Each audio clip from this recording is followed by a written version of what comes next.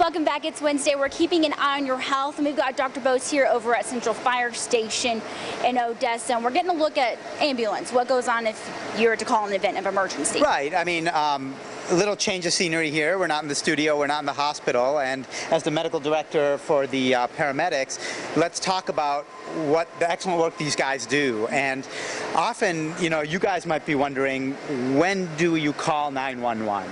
And you know, when do you not call 911? So hopefully with this segment we can show you some of the things we do.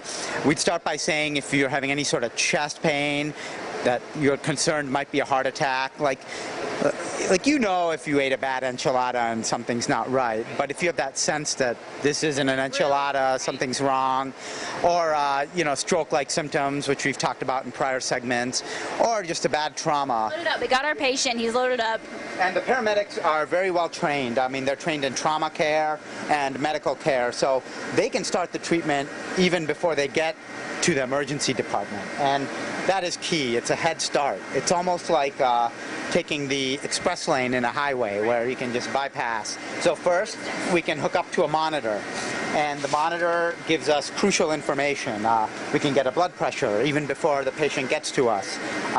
We can get the oxygen value or the pulse oximetry. If it's low, we can put oxygen on the patient. We can get a heart rate. They monitor the respiratory rate and often a temperature as well. So, as we say, the vital signs are vital, and it's a big clue of what's going on and if something more serious is going on. They are trained on if, for example, the heart stops, what do you do? What medicines do you give?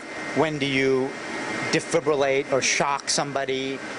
So anyone from a fast heart rate to no heart rate, they are able to treat. And this is a big start, and it helps us in the emergency department. Right. Very good. So this is kind of where the treatment starts. It doesn't start when you get to the hospital. Right. It starts here. Right. And for those critically ill patients who've been in a bad car accident or they're medically very ill, those few minutes make a big difference. So when they arrive to me in the emergency department, we are ready. They've called by radio. We know what's coming in, and we can have the rooms ready and receive that patient. Right. It's a team effort between the first responders and then y'all at the hospital. Exactly. So as you can see here, we started oxygen. There are medicines that they can give. There are blood sugars they can check. And as you can see here, he's about to start an IV. So there are IVs you can start as well, through which we can give critical medications. So this is all happening while y'all are driving to the hospital. You got one guy back here working on him. That's very challenging. I mean, starting an IV is challenging enough, but when you're in a moving vehicle and sometimes the patient's not fully conscious or they're you know, very panicked. Right. A big job for these guys is, you know, let's keep calm and give everyone the pain control and the care they need. The big thing is often treating pain. So through this IV, we can give medicines for the heart, we can give medicines for pain, we can give medicines for many conditions.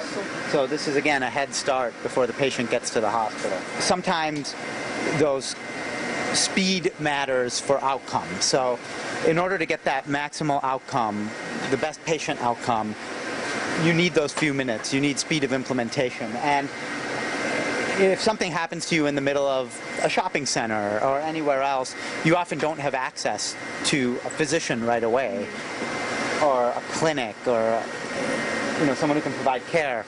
So by calling 911, if it's an emergent condition, they can get that speed started, and we can get access and give them the care they need immediately. It's all great show and tell. We're going to take a break. We'll be right back.